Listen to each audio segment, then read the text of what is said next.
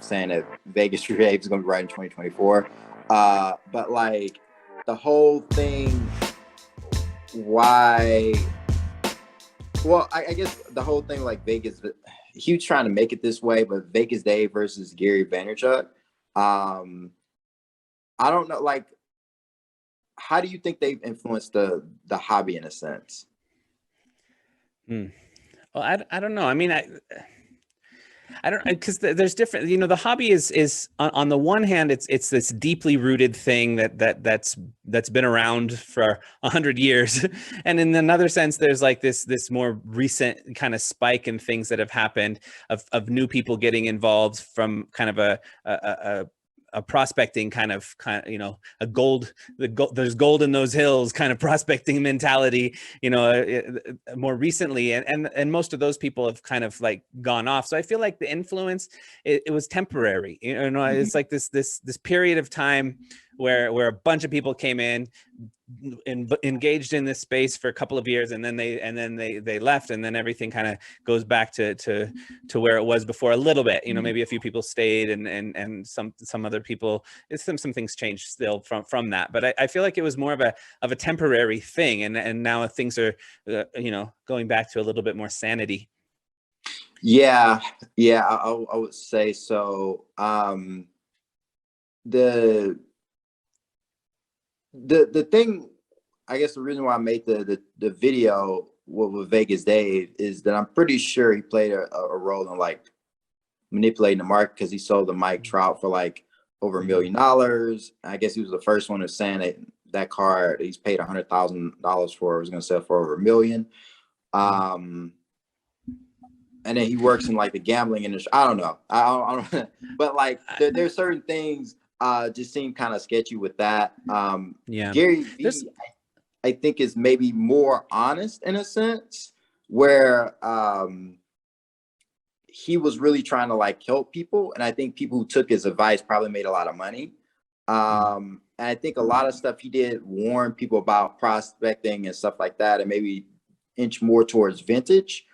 But it's like, I get the feeling that he doesn't really, and he got in like super early, 2017, 2018. So even if stuff crashed, like he's still up on just about everything he bought. And it does help him for two reasons. You get a bunch of young kids who get into this now, who may now have gotten into it, and then they're going to be that next generation who are going to have that nostalgia, and they're going to get back in the cards. So it's less likely to die out, but and also probably grow to become bigger. But also, I guess, like people who want to make short-term money and maybe do something else with it, or learn like certain kind of business skills in a sense, or kind of negotiating things like that. I think that could be helpful. But I think the issue with what he did, I think it was like in 2021, when he was talking about, Michael Jordan 1986 Fleer PSA 10 is going to go to $1 million. The 2003 Topps Chrome LeBron James PSA 10 is going to go to 100,000, and made it seem like it's going to go to that in that year. And if you're a newer person coming in and it's like, oh, I'm gonna buy this for $46,000. I'm about a Fleer PSA 10 for $720,000 because it's gonna go to $1 million. Maybe it does, but it's probably not anytime soon.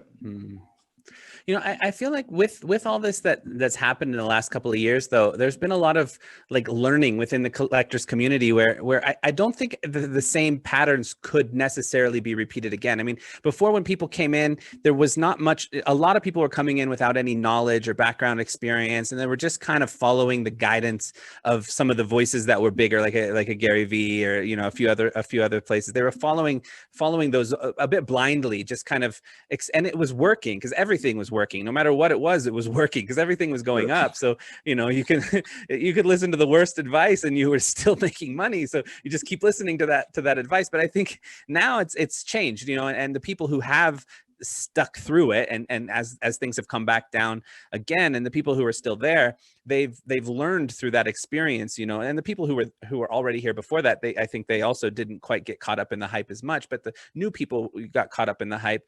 But now they've gone through that, they've learned that. So I don't think it can have as that same kind of influence in the future.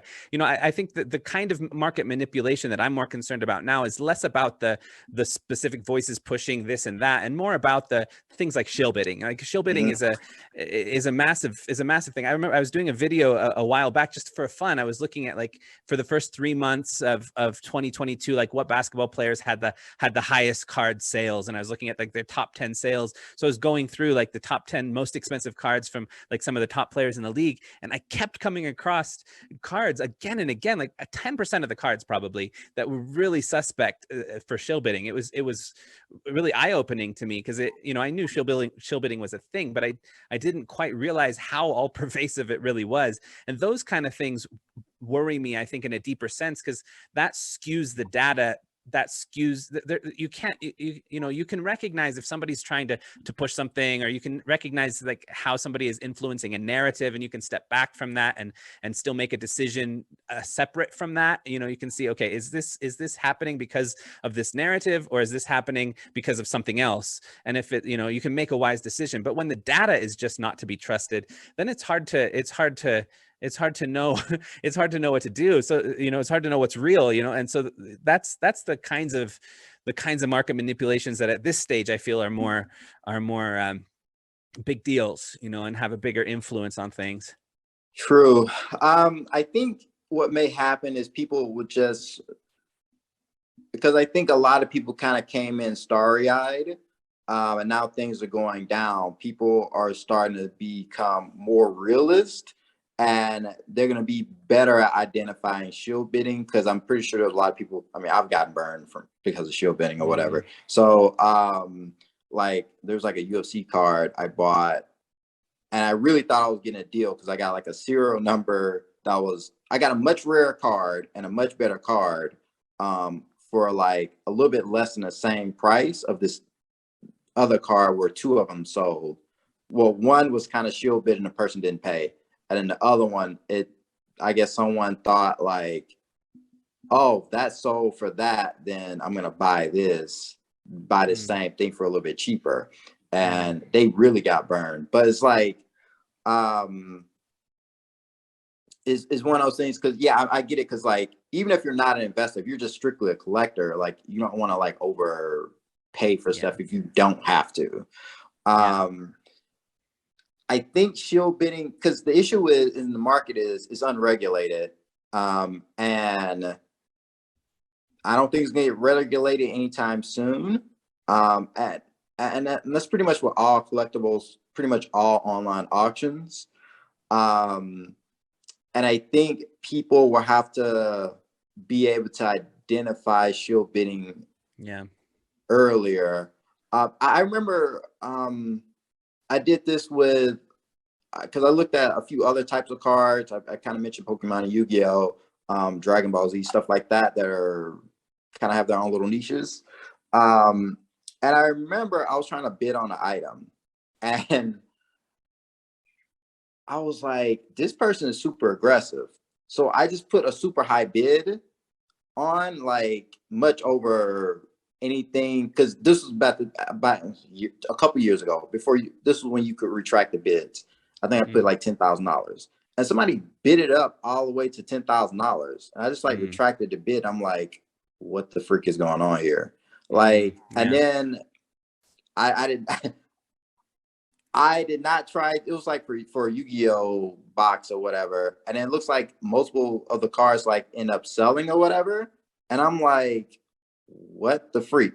And it's like, if I can manipulate the market like that, and I'm like, I'm not really trying to, then what if somebody who has hundreds of thousands of dollars, millions of dollars is going to do?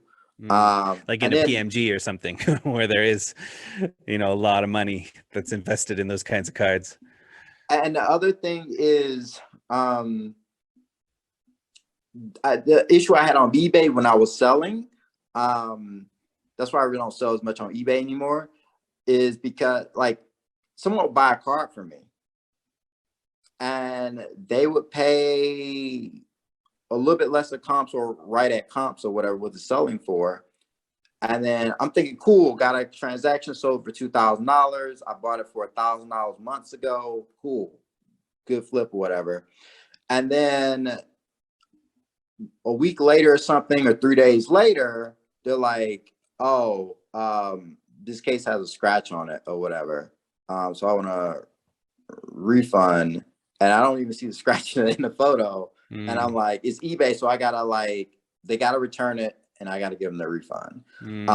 But then it shows like almost as a comp in a sense because they paid for it originally. So there's stuff like that where people do that as well. They bid on stuff, maybe they pay for it, maybe they don't. And then also there's like they buy something and then try to return it.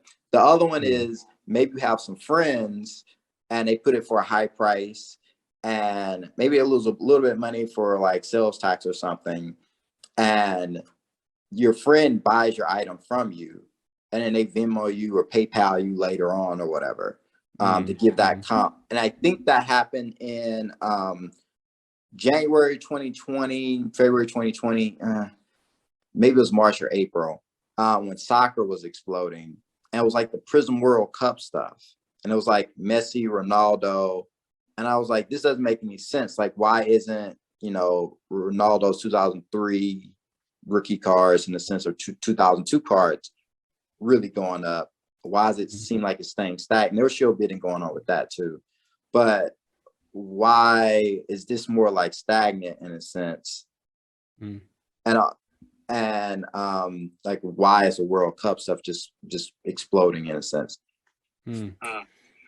One of the things that's tough too when it comes to shill bidding, like you were saying earlier too, like as collectors get more knowledgeable about how to recognize what's shill bidding, or know to protect themselves a little bit, like not actually put in a bid higher than what you'd actually want to do. People are learning different things to make sure, but at the same time, there's ripple effects. If this particular Anthony Edwards card is shill bidded, it can, and it's a numbered out of 10 national treasures or something, it can affect the perceived value of other cards that aren't on the market that often, like a Tyrese Halliburton from the same set, or a LaMelo Ball from the same set, or Patrick Williams or whatever. It can affect like all these cards, and then you can go in and look at the price that like that Tyrese Halliburton card sold at, for example, and it doesn't. It's not, that one might not have been shill bidded, but it was, people were taking the data from a shill bidded thing to influence them, and then that one, the ripple, another domino down the road, another domino down the road, and it becomes hard to